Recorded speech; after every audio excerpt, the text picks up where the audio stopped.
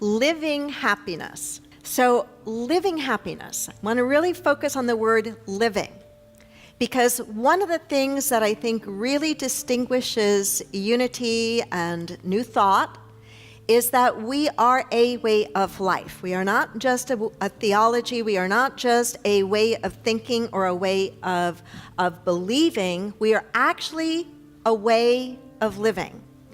And people who practice unity principles, who practice metaphysics, you see them showing up in life differently than those who don't. And so we want to look this morning at how that relates to this topic of happiness. So I want to talk to you about 5 ways that we live happiness. I'm going to tell you what they are, and then I'll circle back and I'll talk to you about them in a little more depth. The first way that we live happiness is by checking in on how we view ourselves. By checking in on how we view ourselves. A second way that we live happiness is by understanding the unhappiness habit and what causes it. A third way that we live happiness is by remembering our spiritual ABCs.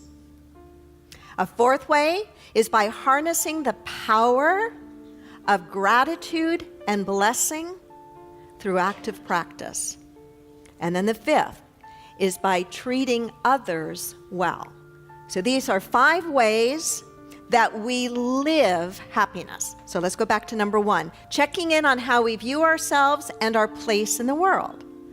So take a moment right now and silently kind of think about that. How do you view yourself? And how do you view your place in the world? Do you view yourself as enough? Do you view yourself as a beloved, unique, precious, holy child of God? If you don't, there may be some healing and correcting work that needs to be done there. We believe in metaphysics, very literally, that we are made in the image and after the likeness of God. We also teach in Unity and metaphysics that we need to make sure we have a good God concept. And there are many who need to have a grown-up God. There are many who need to look at their concept of God and make sure it is an accurate, true concept of God.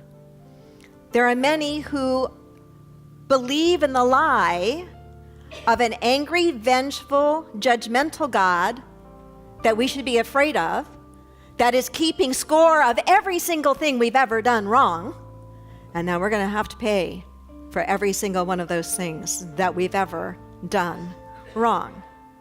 But there is a different concept of God. There is a concept of God that is a God that is a loving presence, that is a force for good, operative in and through everything, that is both transcendent and immanent.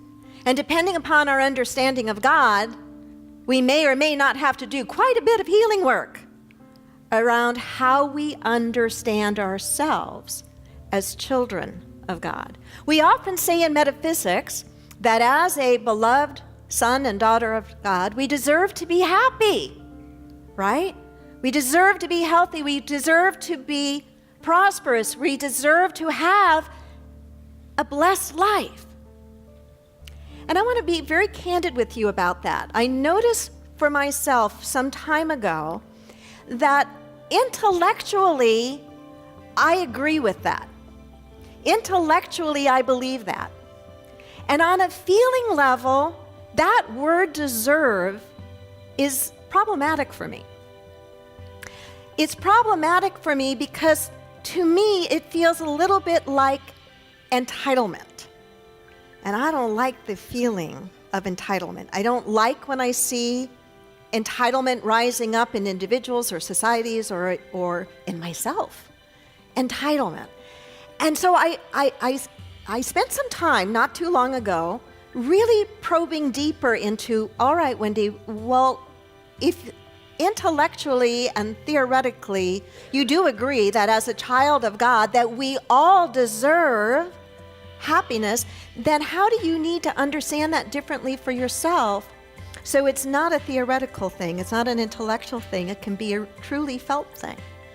And I worked with that for a little while, and I can't remember if it was right out of a prayer time or journaling or what, but a slightly different word came up for me that fit beautifully that I want to share with you because maybe it will be helpful to you. Bless you.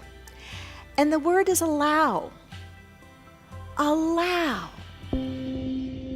Thanks for listening. Sunday services at 9 and 11 a.m. Inclusivity. It's worth the drive. Subscribe to our podcasts and download our free app for instant access to a wealth of spiritual teachings, services, and events.